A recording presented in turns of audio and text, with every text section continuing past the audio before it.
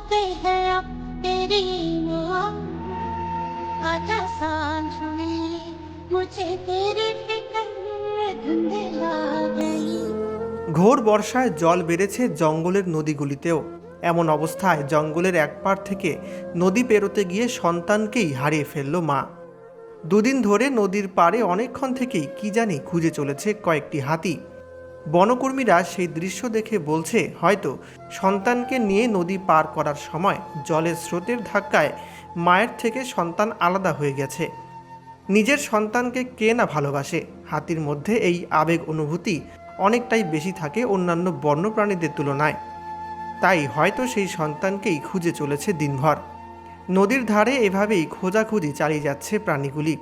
বৃষ্টির মধ্যেও দিনভর এভাবে সন্তান খুঁজতে দেখে মন খারাপ বনকর্মীদের। মালবাজারের জলঢাকা নদীতে এমনটাই ঘটেছে বলে দাবি করা হচ্ছে। দিনভর সন্তানকে খুঁজেও যখন কোনো হদিশ মিলছে না, তখন জঙ্গলে ঢুকে যাচ্ছে হাতিগুলি। তবে দিনের আলো ফুটতেই ফের দেখা যাচ্ছে নদীর ধারে বা নদীতে নেমে সন্তানকে খুঁজে চলেছে মা।